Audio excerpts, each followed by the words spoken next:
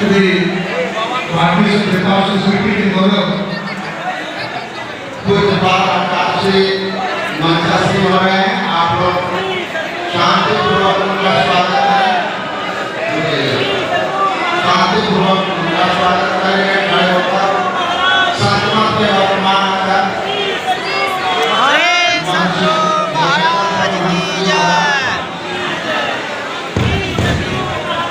परमानंद संतूर महाराज को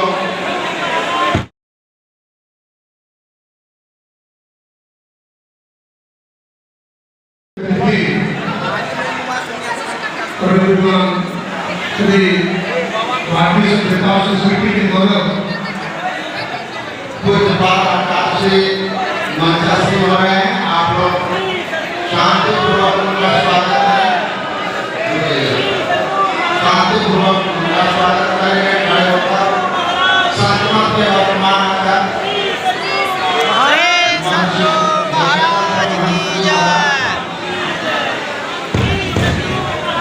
परमानंद संतूर महाराज को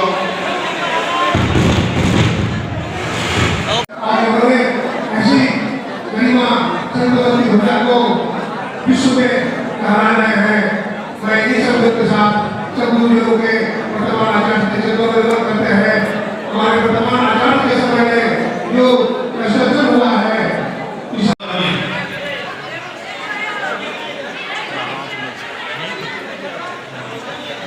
मुझे सूचना हुई है मैं बैठकर बोल रहा हूँ, इसलिए मैं बैठकर बोल रहा हूँ। पीछे आगे चले जाइए। संतों की उपस्थिति में ये घटना में पहली बार कर रहा हूँ। व्यवस्था वैसी है। ऐसा एक सुभाष चंद्र की एक पंक्ति है, प्रासाद शिखरस्तोपि काकोपि रूढ़ायते। यानी किसी बड़े राजमहल के शिखर पर कोई कौवा भी बैठा तो हुई, लोग दूर से उसको गरुड़ समझते हैं। आज ये सब संतों की उपस्थिति में आपने मेरा सम्मान किया, ये उसी का फल है। उसके लिए मैं सर्वदा अयोग्य हूँ, ये संत ही उसके लिए योग्य है। परंतु सत्संगति से कई लाभ होते हैं, उससे एक ही है। लेकिन वास्तव में हमको विचार करना चाहिए कि ये लोक व्यवहार है। संतों के सानिध्य में जाते हैं तब इस लौकिकता को छोड़ देना चाहिए, क्योंकि वहां पारलौकिकता की चर्चा हो। लौकिक व्यवहार में अपने अहंकार से निकलता है, सबको है। मैं अहंकार को दुर्गुण के नाते अभी नहीं बोल रहा हूं। प्रत्येक व्यक्ति को एक अहंकार होता है, वो अगर समाप्त हो गया तो उसका अस्तित्व ही समाप्त होता है। इसलिए हम लोग सामान्य लोग हैं, उस अहंकार के सहारे ही जीते। तो मैं और मेरा रहता है तो मेरा सम्मान मुझे भी लगता है, मैं बहुत बड़ा हूं ऐसा भी लगता है। लेकिन ये बात वास्तविकता नहीं है। इसको अपनी परंपरा में मिथ्या कहा गया है, क्योंकि एक हद तक तो ये चलती है, इसलिए इसको एकदम असत्य नहीं कहा। लेकिन उस हद के बाद वो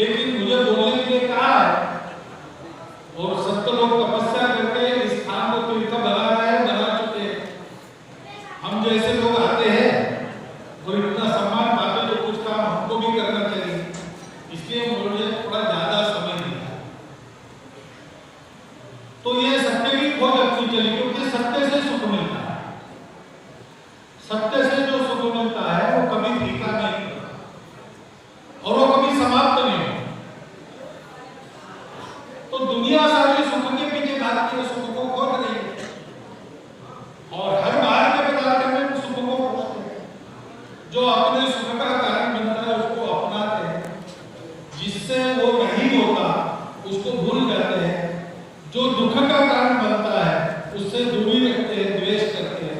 ये लौकिक व्यवहार। परंतु एक जमाना था जब जो दुनिया में दो प्रवृत्तियां रहती है, एक मानवतावादी मानवीय प्रवृत्ति होती है और दूसरी भी मानवों की ही प्रवृत्ति है, लेकिन वो अहंतावादी होती है। मैं ही बली हूं, मेरा ही सब ठीक होना चाहिए, मेरा ही करना चाहिए, बाकी सब लोग मेरे उपयोग के लिए। और मानवतावादी प्रवृत्ति ऐसा मानती है कि मैं ही हूं, ऐसा नहीं है, सब लोग हैं, सब मिलकर एक है और एक पूर्ण के लिए मुझे जीना है, मैं पूर्ण का अंग हूं। लेकिन दोनों प्रवृत्तियों लोगों ने बाहर से जितना सुख मिल सकता है उतना पूरा कर लिया, हासिल कर लिया। दुनिया में कोई ऐसा सुख का उपाय नहीं जो उन दोनों के लिए दुर्लभ हो। एक को कहते थे असुर, दूसरों को कहते थे सुर। सुरों का राजा इंद्र था, असुरों का राजा विरोचन था। दोनों के मन में प्रश्न आ गया कि कोई कमी नहीं है, लेकिन असमाधान, असंतोष, दुख का है, ये कैसे दूर होगा और पूर्ण सुख कैसे मिलेगा?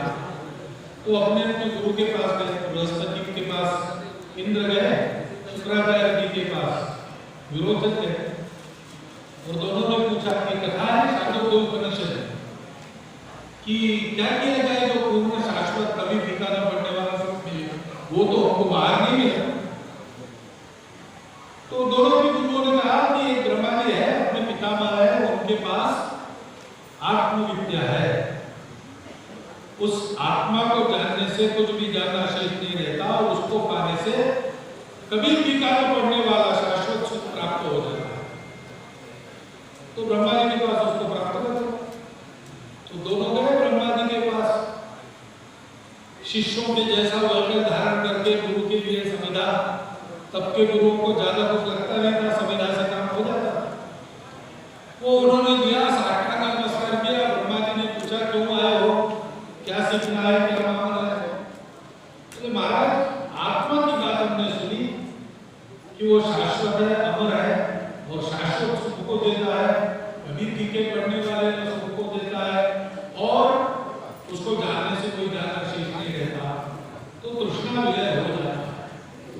तो आप उस आत्मविद्या से हमको बताइए, आत्मा को कैसे खोजे, आत्मा को कहाँ देखें?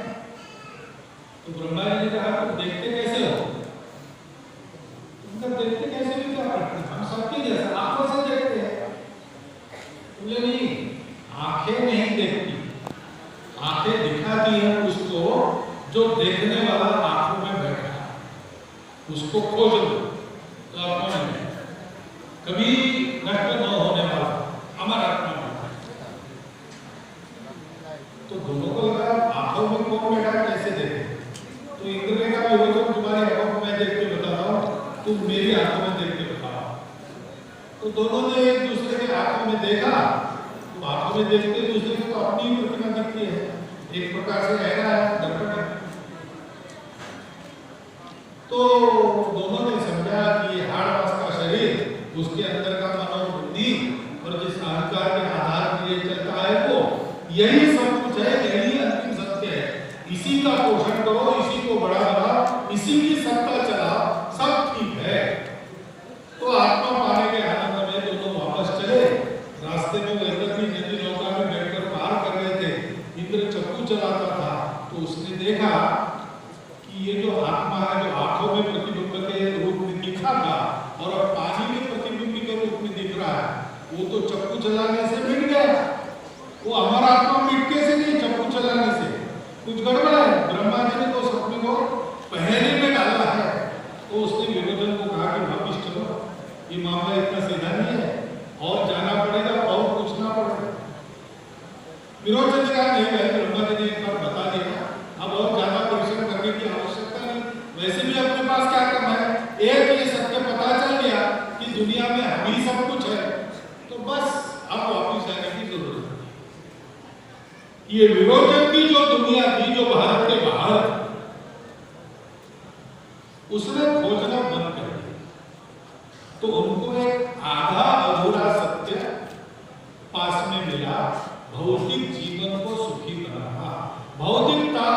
का पूरा ज्ञान उन्होंने प्राप्त करने का अपना प्रयास जारी रखा।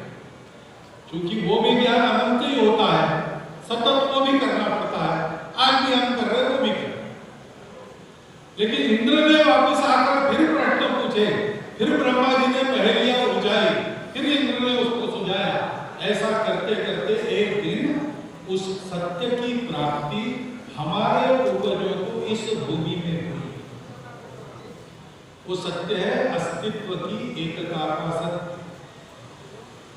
अस्तित्व दिखता अलग अलग है, विविध है, वो सब है, लेकिन हमारे यहाँ कहा गया है कि ये मिथ्या है, हम उसमें है, हमको उसमें से पार होना है। लेकिन ध्यान में रखना, ये वहां तक चलता है।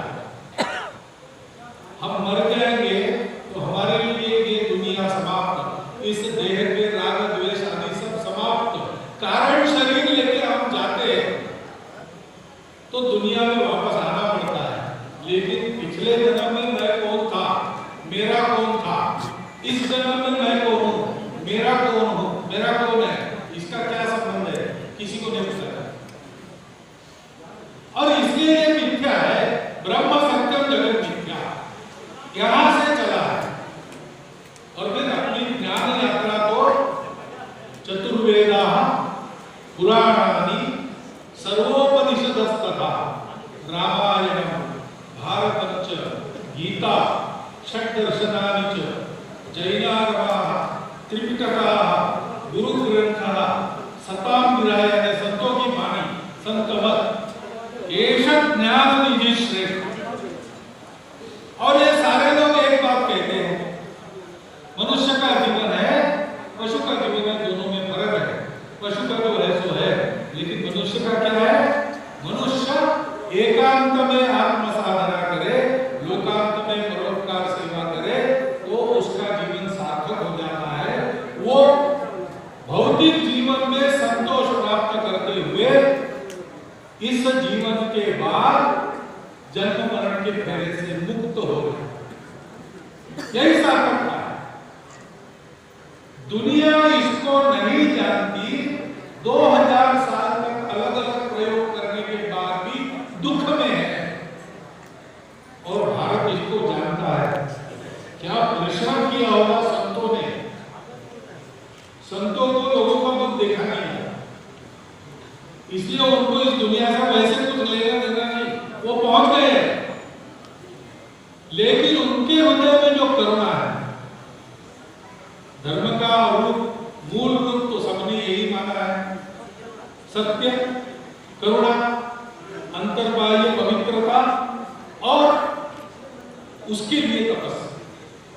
ये सब करते हुए वो सिद्धि को प्राप्त हो गए, परंतु जगत कल्याण के लिए, जीव कल्याण के लिए बिना हेतु की कृपा लेकर वापस आते हैं।